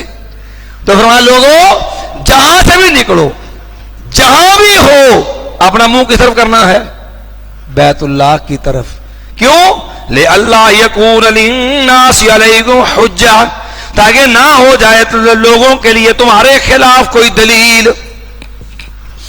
إِلَّا ظلموا منہم، مگر وہ لوگ جنہوں نے ظلم کیا ان میں سے، دیدہ دنستہ نشانی چھپائی، حق کا انکار کیا. مایا فلا تخشوہم، تم نہ ڈرو ان لوگوں سے. آپ حق بیان کرتے ہیں، حق کتاب و سنت پہ کھڑے ہیں، صحیح دلائل بھی ہیں، ایک بندہ پھر بھی دیدہ دنستہ سینہ زور سے حق کا انکار کرتا ہے، اور بھئی پھر اس کی ناراضگی کی پرواہ نہ کرو. فلا تخشوہم، وہ نہ تو ہو جائے، فلا تخشوہم، نہ تم ڈرو ان سے، وخشونی، اور تم ڈرو مجھ سے، وَلِأُتِمَّ نِعْمَتِي عَلَيْكُمْ، میں تاکہ میں مکمل کر دوں تم پر، نعمتی، اپنی نعمت، وَلِأُتِمَّ، تاکہ میں پورا کر دوں، نعمتی، اپنی نعمت کو، علیکم، تم پر. وہ نعمت کیا ہے؟ اور دیکھو نا، پہلے تھا قبلہ بیت المقدس، اب بنا دیا قبلہ بیت اللہ، اب یہ حتمی ہمیشہ کے لیے قبلہ بن گیا. اور جس طرح دین اسلام غیر متبدل ہے، یہ تبدیل نہیں، اب قبلہ بھی یہ ایسا بنا دیا جو تبدیل نہیں ہوگا.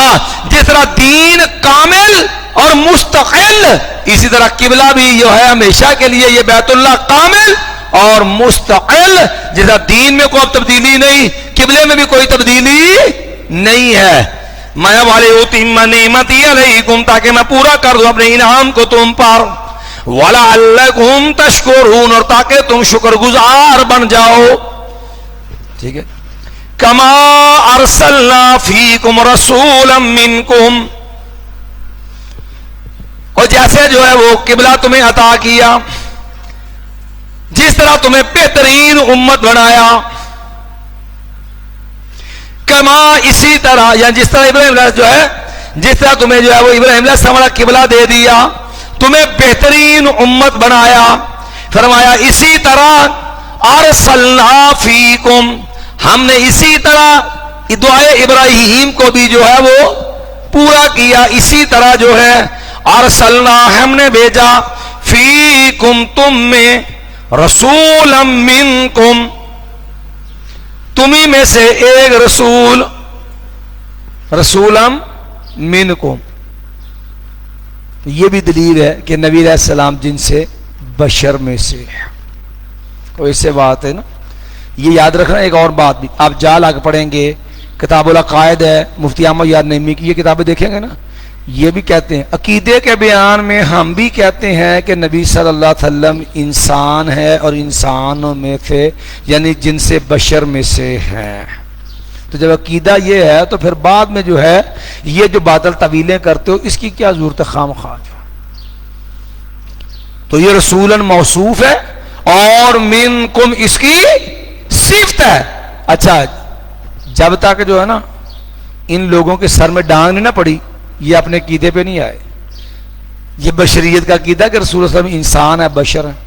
جب عامر رضا بریلوی کا ترجمہ جو تھا نا، یہ اسلامی جو ہے عرب ممالک میں بیان ہو گیا، رابطہ جو ہے عالم اسلامی جو تھی نا، اس کے تحت جو ہے یہ جو ہے اس پر پابندی لگ گئی کہ یہ گمراہ کون ترجمہ ہے، محرف ترجمہ ہے، اور اس پہ پابندی لگی. پھر یہ چیخے. اس کے اندر اعتراض یہ بھی تھا کہ رسول اللہ کو بشر نہیں مانتے، رسول اللہ کی بشر کے منہ کا. پھر انہوں نے جناب اس کے اوپر جو مضامین لکھے، اور پھر اس کے اوپر جناب بڑی صفائیاں دے رہے ہیں کہ جناب اعلیٰ حضرت کیا، مولانا نعیم الدین مراد آبادی کیا، دونوں حضرت نبی علیہ السلام کی بشریت پر کامل ایمان رکھتے تھے. ان کی ہوا آج یہ جو چورن بیچتے ہیں نا آج کل، وہ پمفلٹ بنائے ہوتے ہیں جی، جو گمراہ ترجمے اور اعلیٰ حضرت کا عشقیہ ترجمہ، 5-6 ترجمے لکھے ہوتے ہیں. دیکھو جو ماکارو ماکار اللہ تو ابھی کو اللہ مکر کرتا ہے، اعلیٰ حضرت نے عشقیہ ترجمہ کیا. اس پمفلٹ رسالے کی بیک گراؤنڈ بھی یہی ہے کہ جب عامر رضا کے ترجمے کی تحریفات، عامر رضا کے ترجمے کی گمراہیوں کی وجہ سے عالم عرب میں جب یہ ترجمہ بیان ہو گیا نا، تو پھر انہوں نے اپنے اس ترجمے کا جو وہ حسن منوانے کے لیے لوگوں کو کے اوپر جو گمراہی کے فتوے شروع کر دیے، اور ان کو جو حق ان تراجم پہ تنقید شروع کر دی. ٹھیک ہے جی.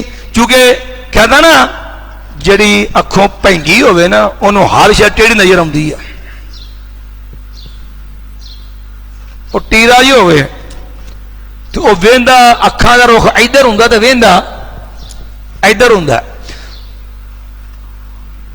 اب قصور اس میں کس چیز کا ہوتا ہے؟ قصور تو اس کی اپنی آنکھ کا ہوتا نا. تو کہتا اگلے نو ویکھا وینگی جی شے ویندا ادھر پہ کہنا وینگی جی شے.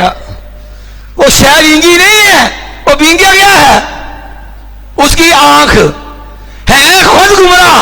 کیونکہ اپنی گمراہی پہ پردہ ڈالنے کے لیے لوگوں کو کیا کہہ رہے ہیں؟ گمراہ. اس بات کہتے ہیں چور مچائے شور, چور چور چور, چوروں سے خبردار رہی ہے. چلیے اچھا.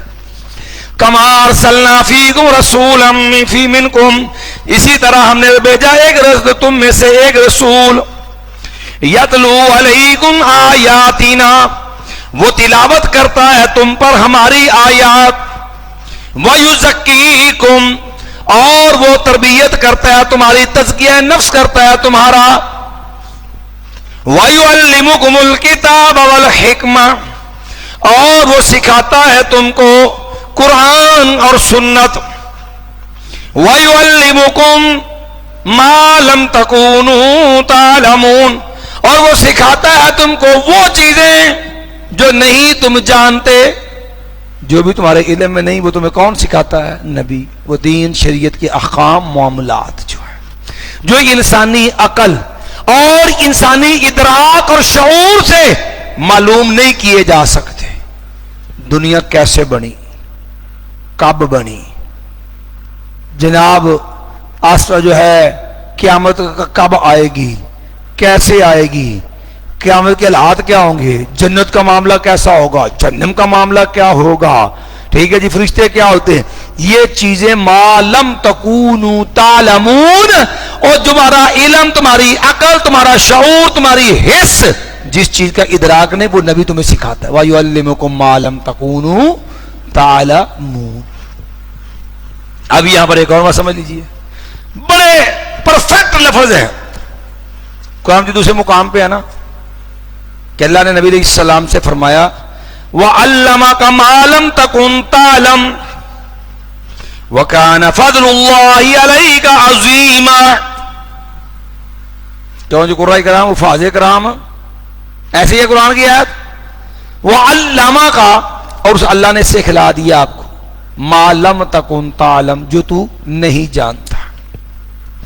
میرے استاد محترم تھے, دیوبندی مماتی تھے ویسے وہ, ان پر کچھ دن میں ترجمہ تفسیر میں دورہ تفسیر میں گیا تھا, لیکن خیر بعد میں نے چھوڑ دیا. عبدالقادر روپڑی صاحب جب فوت ہوئے نا, اس سال میں ان کے پاس جو ہے وہ کر رہا تھا, پھر 20 کے دن میں پڑھا ان کے پاس, میں نے چھوڑ دیا. میرے استاد تھے مولانا لطیف الرحمان صاحب گلگتی, یہ ہمارے ادھر شالامار سے آگے کا علاقہ بیگم پورہ, وہاں ایک یتیم خانہ چھوٹا, اس کے اندر ان کا مدرسہ ہے. اب وہ فوت ہو گئے ہیں مولانا لطیف الرحمان صاحب, انہوں نے پڑھتا ہوتا تھا میں. وہ مماتی تھے, تو مماتی جو ہے نا, یہ چونکہ سارے جو دورہ تفسیر میں یہ شاگرد ہے مولا غلام اللہ خان پنڈی والے, راول پنڈی والے. یہ جب رافضیوں نے پنڈی کے اندر مدرسے میں حملہ کیا تھا نا 10 محرم کو, جلوس کا رخ موڑ کے مدرسے پہ حملہ کیا تھا راول پنڈی راجہ بازار کے قریب یا کدھر, یہ وہی مدرسہ تھا جو مولانا غلام اللہ خان کا مدرسہ تھا. یہ مماتی تھا. تو یہ مولوی غلام اللہ خان, پھر آگے ان کے دوسرے مولوی صاحب تھے مولوی محمد حسین صاحب, ان کو یہ شیخ القرآن کہتے ہیں. مولوی محمد حسین وہاں بجراں, اور یہ آج کل نیٹ پہ بھی آپ دیکھیں گے ان کا ایک بھی دورہ چل رہا ہے, یہ سرگودے میں 19 بلاک کے اندر جو ہے نا, یہ بندیالوی صاحب, وہ بھی اسی مولوی غلام محمد حسین صاحب کا اسی کہتے جی, اسی طریقے پر جو انہی کے انداز میں دورہ ہو رہا ہے جی بیان. تو میں وہ عام طور پر ان کی تفسیر جواہر القرآن, یہ زیادہ تر وہی چربہ ہے, وہی زیادہ تر پڑھاتے ہیں, اسی کے گرد یہ گھومتے ہیں سارا.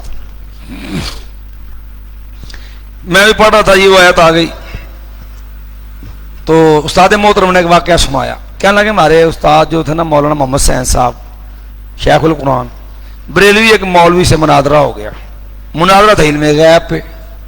تو اس نے استدلال کیا وَعَلَّمَكَ, اور اس نے سکھلایا آپ کو ماں کیا لگا ماں میں, ہوں پنجابی سی وہ لگا زور زور نہ ماں میں.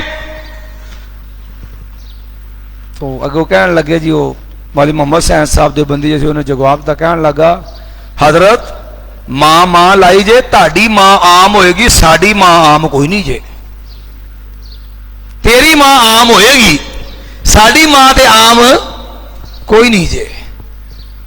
تو ابتدا کرتے ہیں لفظ ماں سے کہ لفظ ماں کلمہ عام ہے، کیونکہ من اور ماں عموم کلمے ہوتے ہیں نا، لہذا نبی علیہ السلام جو کچھ بھی تھا اللہ نے سکھا دیا آپ کو، لہذا نبی علیہ السلام کو علم غیب عطا ہو گیا، وَعَلَّمَكَ مَا لَمْ تَكُنْ تَعْلَمْ وَكَانَ فَضْلُ اللَّهِ عَلَيْكَ عَظِيمًا۔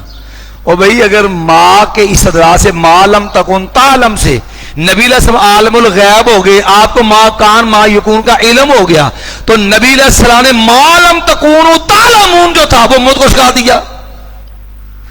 وَيُعَلِّمُكُمْ، اور وہ سکھاتا ہے تم کو، مَا لَمْ تَكُونُوا، جو بھی تم نہیں جانتے۔ رب نے سکھایا تھا مَا لَمْ تَكُنْ تَعْلَمْ، نبی علیہ امت کو سکھایا مَا لَمْ تَكُونُوا تَعْلَمُونَ۔ اگر مَا لَمْ تَكُنْ کے علم سے نبی علیہ السلام عالم الغیب، نبی علیہ السلام ما کان ما یکون کی عالم، تو پھر ساری امت بھی کی ہوئی، سارے صحابہ بھی کی ہوئے، اور نبی نے سکھایا صحابہ کو، صحابہ نے سکھایا تابعین کو، پوری تابعین نے تبع تابعین کو، اور یہ ہم تک سارا پہنچا ہے۔ نتیجہ صحابہ بھی جو پھر عالم ما کان ما یکون، صحابہ اکرام بھی پھر جو ہوئے جو ہے وہ عالم الغیب۔ چلیے جی، مَا فَاذْكُرُونِی اذْکُرکم، تم یاد کرو مجھ کو، اذکرکم، میں یاد کروں گا تم کو۔ تو ذکر یاد رکھو یہ صرف زبان سے نہیں ہوتا، عمل اور کردار سے بھی، نماز پڑھنا اور اسی طرح عمل کردار، اللہ کے احکام کی تعمیل کرنا۔ اسی لیے اللہ نے فرمایا الذین یذکرون اللہ قیاما وقعودا وعلی جنوبہم، ذکر۔ اور داؤد علیہ السلام میں اعملوا آل داؤد شکرا، لوگو شکر، واشکرونی ہے نا، تو شکر جو ہے وہ بھی صرف زبان سے نہیں ہوتا، انسان کے عمل کردار سے بھی ہوتا ہے۔ تو ذکر بھی صرف ایک اللہ کا، لا یزال لسانک رطبا من ذکر اللہ۔ لہذا اس مسئلے میں لوگ بڑا ظلم کرتے ہیں، مالا رکھی ہوتی ہیں اور ذکر فلاں ذکر فلاں، اور لوگوں جو سارا دن تسمیہ گھماتے ہیں، فلاں کے ذکر کی فلاں کے ذکر کی، اور لوگوں غیر اللہ کے ذکر کی مالا جپتے ہیں، حالانکہ ذکر عبادت ہے اور یہ صرف ایک رب کا حق ہے۔ جیسے نبی مانا اللہ تعالیٰ حدیث قدسی ہے کہ بندے تم مجھے یاد کرو میں تمہیں یاد کروں گا، ان ذکرتا نہیں فی نفس کا ذکرتو کا فی نفسی، تو اپنے نفس مجھے یاد کرے اپنے نفس میں یاد کروں گا، اور اگر تو لوگوں میں یاد مجھے کرے گا میں ایسے ان سے بہتر جماعت کے اندر تیرا ذکر کروں گا۔ فاذکرونی اذکرکم، تم یاد کرو مجھ کو میں تم کو یاد کروں گا، واشکروا لی، اور تم میرا شکر ادا کرو، کیونکہ شکر کا فائدہ یہ ہوتا ہے علامہ ما یفعل اللہ بعذابکم ان شکرتم وآمنتم، اور لوگوں شکر گزار بن جاؤ، رب کو کوئی ضرورت ہی کوئی نہیں تمہیں سزا دے۔ شکر گزاری یہ رب کے عذاب کو ٹالتی، رب کی ناراضگی دور کرتی ہے۔ ما یفعل اللہ بعذابکم ان شکرتم وآمنتم۔ اور دوسرا فائدہ میں لئن شکرتم لازیدنکم، تم شکر گزار بنو گے نا میں اور زیادہ عطا کروں گا۔ تو شکر کے دو فائدے موٹے تو قرآن نے یہ بیان کیے، ایک کہ شکر کے ساتھ نعمتوں میں اضافہ ہوتا ہے، دوسرا فائدہ شکر گزاری سے بندہ رب کے عذاب سے، رب کی ناراضگی سے محفوظ ہو جاتا ہے۔ واشکروا لی، اور تم میرا شکر ادا کرو، ولا تکفرون، اور تم میرے ساتھ کفر نہ کرو۔ لیکن ہمارے ہاں نشکری دیکھ لو، اور نشکری زبان سے اللہ کو ماننا ہے، عمل کردار سے غیر اللہ کے، اور پتر دیتا کہ نے رب نے تے نام کی ہوندا ہے غلام فرید تے پیراں دتا، یہ شکر ہے کہ نہ شکری ہے؟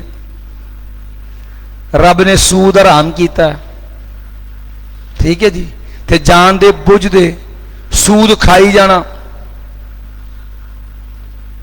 اب تو خاص کر یہ سارا صدقہ سیاح مفتی تقی عثمانی اینڈ کمپنی کا ہے نا، جنہوں نے پیشاب کی بوتل پہ شربت بزرگ کا ٹھپا لگا کے اپنے ماننے والوں کو جو ہے وہ حلال کر کے دے دیا سارا کچھ کہ یہ اسلامی بینک ہے جی، اسلامی بینکنگ ہے. یہ اسلامی بینکنگ کی ہے، یہ اسلامی بینکنگ انجی سمجھ لو کہ بوتل تو پیشاب دی ہے تو اب اس کے اوپر ایک ٹھپا لگا دیا شربت بزوری کا. حرام کے اوپر ٹھپا لگا دیا اسلامی شریعہ بورڈ. یہ رجسٹرڈ جو ہے وہ سود ہے، یہ پاک سود ہے. جو عام بینک دیتے ہیں وہ ناپاک سود ہے، اور جو شریعہ بورڈ کی طرف سے رجسٹرڈ ہے یہ پاک سود ہے. حالانکہ یہ سود اسی نوعیت کا ہے. یہ سود کو حلال کرنے بیٹھے ہیں جن کی فقہی مشگافیوں کا عالم یہ ہے کہ فقہ حنفی کے اندر دو بڑے حکم ہیں اس مسئلے میں. ایک کہ فقہ حنفی میں 6 قسم کا سود ویسے بھی حلال ہے. 6 قسم کا سود ویسے ہی حلال ہے. یہ اب در مختار ہے نا فقہ حنفی کی الہامی کتاب، اس کے اندر بھی یہ تفصیل موجود ہے. 6 قسم کا سود تو حلال ہے ویسے ہی. اسی طرح 6 قسم کے سود کے علاوہ ہیلا کر کے سود جو ہے، جیسے ایک دیوبندی عالم ہے، ان کا فتویٰ میں نے پڑھا، ان سے کسی بندے نے پوچھا جی کہ جناب میں نے جو ہے وہ اب بینک سے جو ہے وہ سود آتا ہے تو میں نے جو ہے وہ قرضہ ادا جو کرنا ہے، اب وہ بینک سے سود لوں تو وہ جو جائز نہیں، یہ تو کیا کروں؟ یعنی اب وہ سود لینا ہے تو وہ سود تو میرے لیے حرام ہے، تو اب میرے لیے اس پیسوں کا حل کیا ہے؟ کہنے لگے آپ قرضہ لے کے اپنی ضرورت پوری کر لیں، بینک سے سود سے قرضہ اتار لیں. کیسی بات ہے کہ اپنی ضرورت پوری کر لیں کس سے؟ ادھار پیسے لے کے، اور قرضہ اتار دیں کس پیسوں سے؟ بینک آپ نے تھوڑا لیا ہے، وہ تو قرضہ اتارا. یہ ہے وہ حرام خوری کے ہیلے. جیسے عامر صاحب بریلوی سے کسی نے پوچھا نا، حضرت رنڈی کے گھر میں نیاز دینی جائز ہے کیونکہ ان کا کما سارا تو وہ معاملہ جتنا بھی ہے وہ تو زنا کے جو ہے وہ معاملے کا کمایا ہوتا، سارا جسم فروشی کرتی وہ عورت. تو کہنے لگے بات تو ٹھیک ہے لیکن اس کا طریقہ کار یہ ہے کہ پھر ایسا کرے، ان کو کہے کہ ایسا کرو کہ جو شرینی لانی ہے نا نیاز دلانے کے لیے وہ دکان سے ادھار لے آئے. جو شرینی لانی ہے نا وہ ادھار لے آئے، اور اس کے بعد کیا ہے کہ جو قرضہ ہے وہ اپنی کمائی سے ادا کر دے. قرضہ بھی ادا ہو گیا اور نیاز بھی آ گئی، حرام بھی کھا لیا اور حرام رہا بھی نہیں ہے.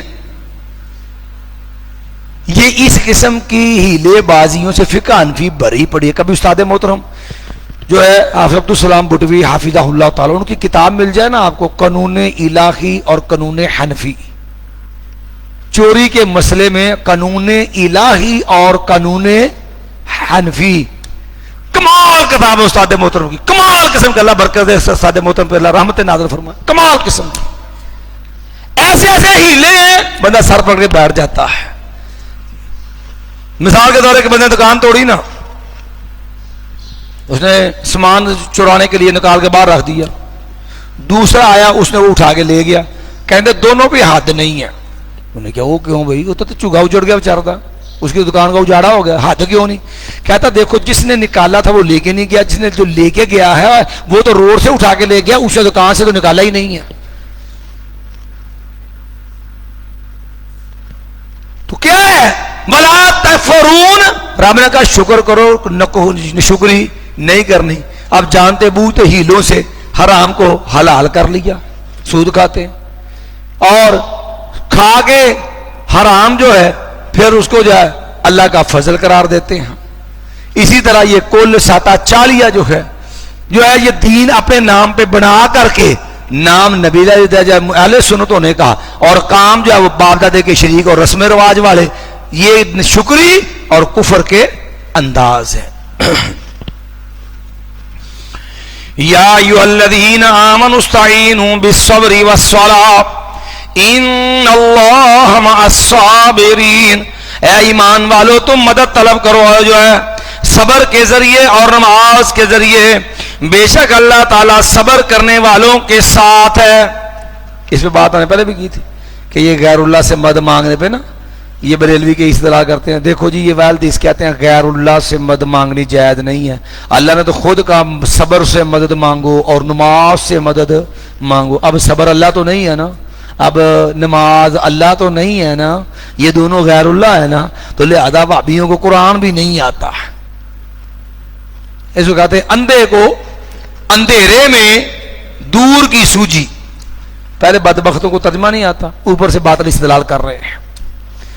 تو اللہ جی ترجمہ کیا ہے؟ یا ایھا الذین آمنو، اے وہ لوگو جو ایمان لا، استعینوا تم مدد مانگو، بالصبر صبر کے ساتھ، کہ تکلیف آئے، مصیبت آئے، پریشانی آئے، آزمائش آئے، نقصان ہو جائے، گلا شکوہ نہیں کرنا، جزا فضا نہیں کرنی، صبر کا دامن تھامنا۔ نبی علیہ السلام کا بیٹا فوت ہوا نا تو نبی نے ان العین تدمع والقلب یحزن، ہماری آنکھوں سے آنسو بہ رہے ہیں، دل غمگین ہے، صدمہ ضرور ہے۔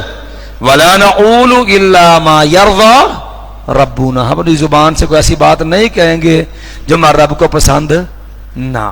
صبر کا دامن، والصلاۃ، دوسرا کام کرنا ہے اللہ سے تعلق مضبوط کرنا ہے، نماز کے ذریعے نماز پڑھو، اللہ سے مدد مانگو، نماز اللہ کے قرب کا ذریعہ۔ آقیم الصلاۃ لذکری، اسے نبی اذا ہمہ امر صلی، نبی علیہ السلام کو جب کوئی پریشانی آتی نا آپ نماز پڑھنا شروع کر دیتے۔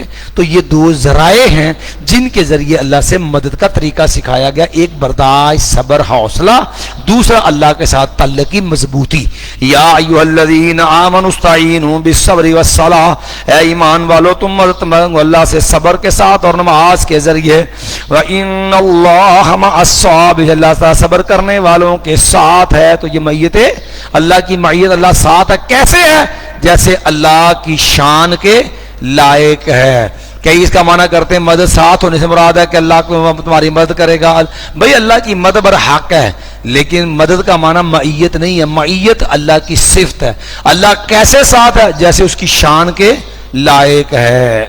تو صفت معیت کا انکار جائز نہیں ہے۔ دیکھو نا معیت کا معنی، آپ دیکھو اللہ کا وہ معکم اینما تکونوا، تو واجب تم ہوتے ہو، تو کہتے دیکھو جی پھر اللہ مطلب اللہ کا تو اللہ عرش پہ ہے، تو پھر اللہ اگر عرش پہ ہے تو پھر ہمارے ساتھ کیسے ہے؟ یہ کیسے ہو سکتا ہے؟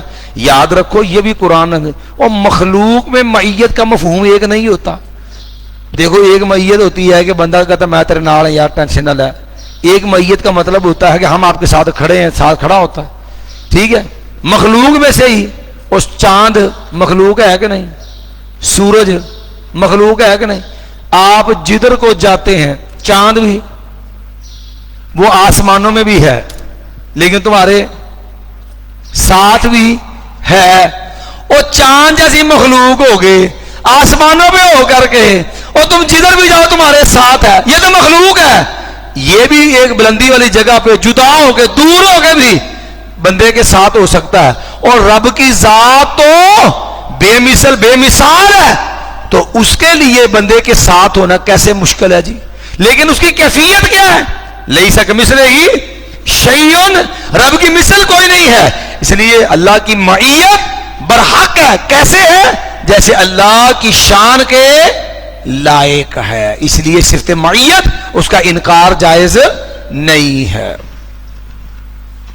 وَلَا تَقُولُوا لِمَن يُقْتَلُ فِي سَبِيلِ اللَّهِ أَمْوَاتٌ، وَلَا تَقُولُوا، اور نہ تم کہو، لمن، اس آدمی کے لیے، یقتل، جسے قتل کر دیا جائے، فی سبیل اللہ، اللہ کے راستے میں، اموات، ہم اموات، کے وہ مردہ ہیں۔ یہ اموات یہ خبر ہے، اس کا مبتدا مقدر ہے، یعنی ولا ہم امواتن، کہ وہ مردے ہیں، انہیں مردہ نہ کہو۔ بل احیاء، بلکہ ہم احیاء، یہ بھی خبر ہے، اس کا بھی مبتدا مقدر ہے، بلکہ ہم احیاء، وہ زندہ ہیں، ولیکن لا تشعرون، لیکن تم شعور نہیں رکھتے۔ اب یہاں بھی جتنے قبر پرست ہیں نا، جتنے مردہ پرست ہیں، وہ دیوبندی ہوں بریلوی ہوں، سارے جو ہیں وہ جمع ہو جاتے ہیں اس پہ، شہید زندہ ہے جی، تو بھئی زندہ نہیں کہ کیا نہیں زندہ، اسی کیا مردہ، لیکن دنیا میں زندہ نہیں ہے، اند اللہ زندہ ہے، تو وہاں سارے زندہ ہوتے ہیں. شہید کی عظمت کے پیش ہے اس کو مردہ کہنے سے منع کر دیا گیا. یہ مطلب ہے آیت کا سیدھا سیدھا. ہم کہتے ہیں چلو زندہ ہے، کدھر زندہ ہے؟ قرآن سے پوچھو. سورہ آل عمران میں اللہ نے فرمایا وَلَا تَحْسَبَنَّ الَّذِينَ قُتِلُوا فِي سَبِيلِ اللَّهِ أَمْوَاتًا، جو اللہ کی راہ میں کاٹ دیے گئے ہیں ان کو مردہ نہ سمجھو. یا توجہ سے جو لفظ پڑھنے لگا ہوں نا اس پہ دھیان کرنا ہے، قرآن خود تعین کر دے گا. وَلَا تَحْسَبَنَّ الَّذِينَ قُتِلُوا فِي سَبِيلِ اللَّهِ، جو اللہ کی راہ میں کاٹ دیے گئے ان کو مردے نہیں سمجھنا. بل احیاء عند ربہم، بلکہ وہ زندہ ہے عند ربہم، اپنے رب کے پاس. یرزقون، ان کو رزق دیا جاتا ہے. اب توجہ سے لفظ سمجھنا، کیا کہا؟ بل احیاء عند ربہم یرزقون. یہ عند ربہم، عند ظرف ہے.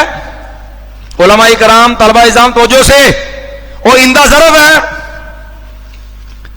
اب پہلے لفظ ہے عند ربہم سے پہلے لفظ ہے احیاء، اور عند ربہم کے بعد لفظ ہے یرزقون. یہ عند ربہم ظرف کس کی ہے؟ ہم کہتے ہیں کہ تکلف کرنے کی ضرورت نہیں، جس کا دل کرے ضرب بنا لو.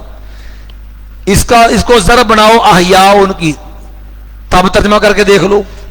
احیاء عند ربہم، یا عند ربہم کو ضرب بنا لو یرزقون کی، تب ترجمہ کر لو. یہ ہے تو ضرب نا، جس کی مرضی بنا لو، دونوں کی بنا کے ترجمہ کر دیتا ہوں.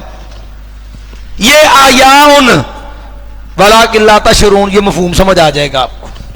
مایا احیاء عند ربہم کی ترجمہ آیا اپنے رب کے پاس. ایسے دنیا کا زندہ، یہ ضرب بن گئی عند ربہم کس کی؟ احیاء کی. تو ترجمہ ہو گیا احیاء عند ربہم، اپنے رب کے پاس زندہ ہے. یرزقون، ان کو رزق دیا جاتا ہے. دوسرا انداز لے لو، اس کو عند ربہم ظرف ہے، اس کو ضرب بنا لو یرزقون کی. بل احیاء، بلکہ وہ زندہ ہیں. عند ربہم یرزقون، ان کے رب کے پاس ان کو رزق دیا جاتا ہے. کتنے زندہ؟ رب کے پاس. دنیا تے رزق نہیں ہے. یعنی پنجابی کہندے نے پواندی سو یا سرانے لک وچکار. پنجابی دا محاورہ ہے پواندی سو یا سرانے. وہ کہتا سر آپ جو ہے وہ ادھر سر والی جانب رکھیں یا اپنا سر پاؤں والی جانب رکھیں، کمر آپ کی درمیان میں ہی آنی ہے. آپ جو ہے وہ ضرب بنائیں عند ربہم کو، جو احیاء کی ضرب بناؤ یا یرزقون کی ضرب بناؤ، ہر دو صورتوں میں معنی یہی بننا ہے کہ شہداء رب کے ہاں زندہ ہیں. حیدر نے پوچھو زندہ تو گوڑے سر کر دو باہر. جس کی مرضی ضرب بناؤ تو زندہ کدھر ہے؟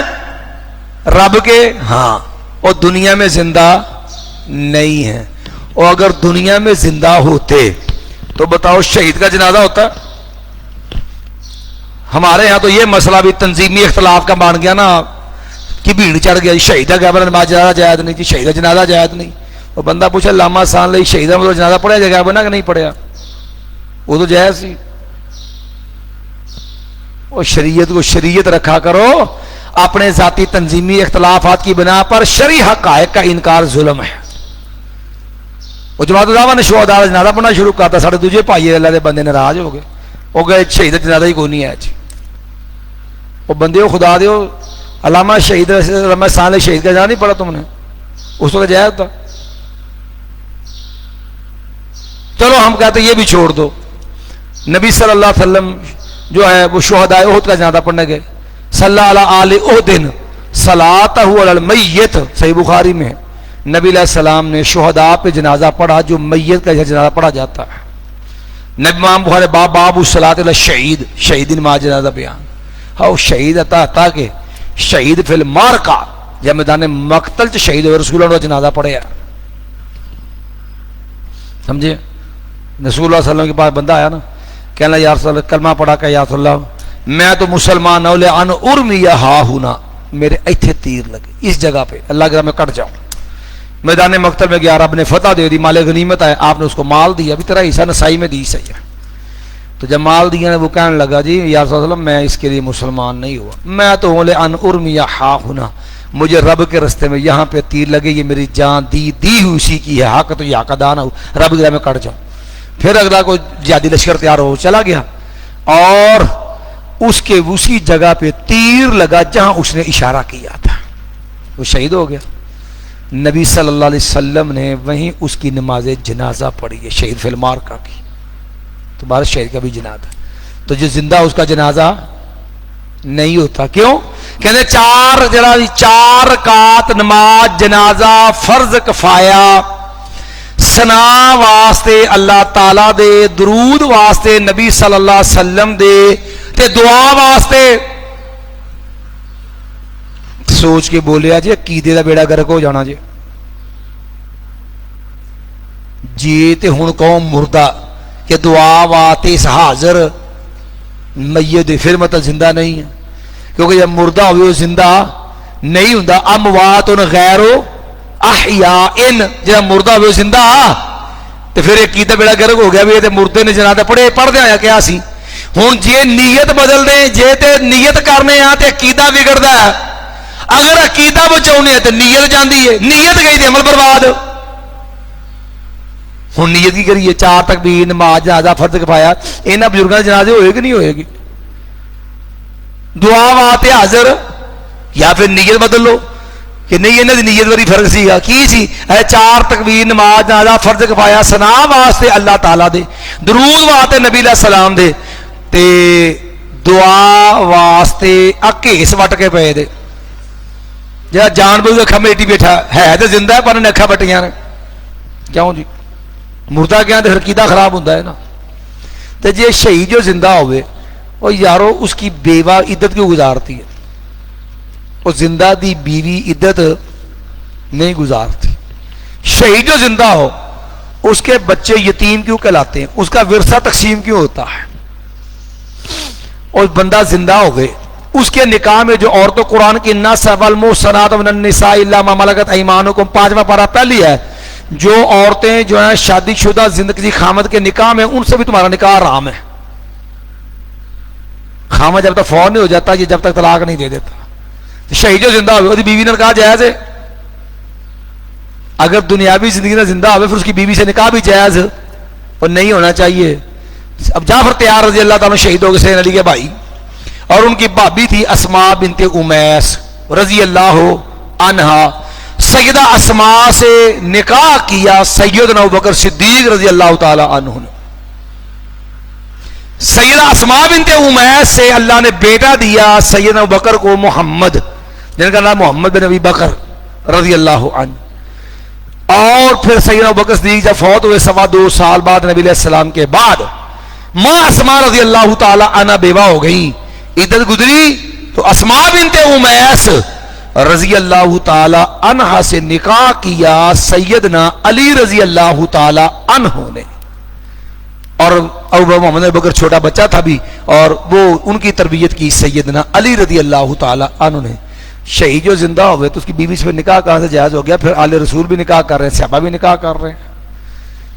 تو اس لیے یہ بات دلیل ہے کہ شہید دنیا میں زندہ نہیں ہوتا. لیکن مصیبت ہے کہیں تو بیچارے عام طور پر لوگ یہ کہتے تو یہ ہے کہ شہید زندہ ہے لیکن اور اس کے لیے ایسے من گھڑتوا آ گیا تھا ویسے عام مردہ بھی نہیں جو مردہ. شہید کے واقعے میں لکھا نا تھانوی صاحب کے نے ہمارے دادا کا جو پر دادا کہتا ہے دادا تھا اس کا واقعہ مشہور ہے.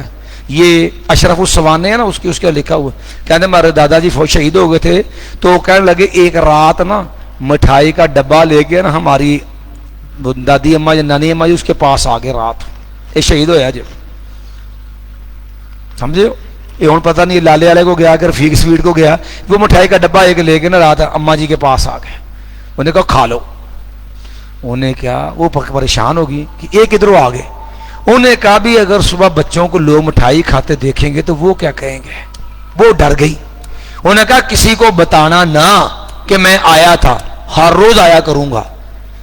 خیر کیا لگے اس نے بتا دیا. پھر بابا جی بعد میں نہیں آئے. دارالعلوم دیوبند کا جھگڑا ہو گیا تو کہنے لگے صلح کروانے کے لیے قاسم ننوتوی صاحب جسد اونسری سے، جس طرح یہ زندہ بندہ پورا ہوتا نا، اس طرح چل کے دارالعلوم دیوبند میں صلح کرانے آ گئے. اور ثقیفہ بنی ساعدہ میں جو ہے صحابہ کرام کا جھگڑا ہوا، نبی علیہ السلام تو نہیں آئے، ماں فاطمہ وراثت کا مسئلہ لے کے رسول اللہ تو نہیں آئے. لیکن یہ کیسے مردے ہیں یارو، جو مرنے کے بعد بھی بیوی کے بعد بھی آتے وہ کو نکاح ہوا ہوئے وہ لا کے دوجا بندہ پیا ہوئے نواں سیاپا بن جانا اتنے.